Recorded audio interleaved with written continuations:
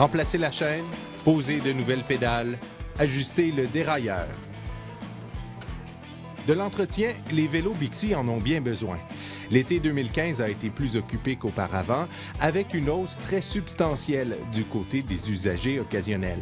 C'est une augmentation de 91 par rapport à 2014. Un accroissement qui s'explique entre autres par l'arrivée d'un nouveau tarif, l'aller simple, qui permet de se déplacer pour moins cher qu'un billet d'autobus.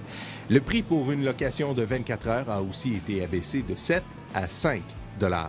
Parce que cette année, ce qu'il faut réaliser, c'est que c'est 3,5 millions de déplacements. Alors, c'est un record par rapport à l'année dernière. On est aussi satisfait. Fait que donc, les gens utilisent Bixi et on voit que les gens veulent l'utiliser de plus en plus. Après plusieurs années de déficit et de dette, après une faillite en 2014 et le rachat par la Ville la même année, Bixi aurait-il enfin trouvé la voie de la rentabilité?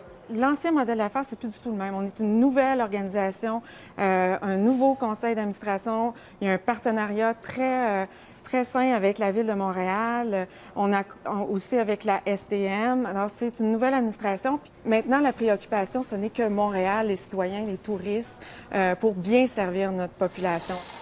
Ils sont 20 jeunes mécaniciens de l'organisme Cyclochrome à travailler chez Bixi. Ils ont le mandat, même au milieu de l'hiver, d'entretenir et de réparer les vélos. Cet hiver, on va changer toutes les chaînes, toutes les pédales également, les paires de pédales. Évidemment, la réparation la plus fréquente, c'est les crevaisons. Donc, pneus, tubes, roues également. Donc, c'est évidemment la réparation qui revient le plus souvent. Environ 25 % des réparations sont causées par les crevaisons. L'hiver, c'est chacun des vélos est repris et puis entretenu de A à Z. On y refait une beauté. Plusieurs des mécanos de Cyclochrome sont des élèves que l'on dit à risque de décrochage scolaire. On œuvre dans pas la réinsertion sociale, on aime mieux dire la persévérance scolaire. Donc, on prend des jeunes qui n'ont pas terminé leur secondaire ou qui sont en voie de terminer. On leur donne un emploi, une formation en mécanique vélo. Puis en plus, on leur permet de finir le secondaire ou en équivalence. Donc, ce qu'on apprend sur un Bixi peut être appliqué ailleurs, dans d'autres types de magasins. On leur montre aussi un service à la clientèle, d'être courtois avec les gens. Donc, pas juste au niveau de la mécanique, mais aussi au niveau du service à la clientèle. Ça peut être intéressant.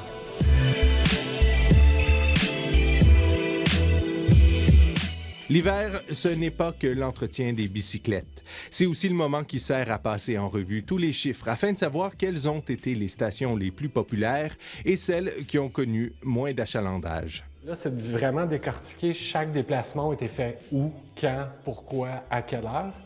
Puis en ayant les résultats, on est capable de mieux planifier la prochaine saison, c'est-à-dire ajouter des points d'ancrage à certaines stations ou changer les patterns de redistribution de vélos. On est rendu à maturité avec le nombre de stations qu'on a présentement. On essaie toujours d'aller dans des nouveaux coins. On sait que, par exemple, Griffintown est en pleine explosion. Donc, on essaie d'amener des nouvelles stations dans ce secteur-là, mais ça implique nécessairement qu'il faut en retirer une en quelque part. Donc, c'est de trouver quelle station qu'on peut déplacer pour aller dans les nouveaux secteurs. C'est un défi à chaque saison. À l'échelle du monde, il n'existe pas de système de vélo-partage dans des conditions hivernales comme celles que subit Montréal. Mais avec la popularité grandissante du vélo d'hiver, verra-t-on un jour des Bixi rouler dans la neige? Sur 460 stations, on a peut-être 430 qui sont dans la rue. Et puis, vous connaissez la quantité importante de neige qui tombe à Montréal. Fait qu'on serait une grande nuisance pour les équipes de déneigement de la Ville de Montréal.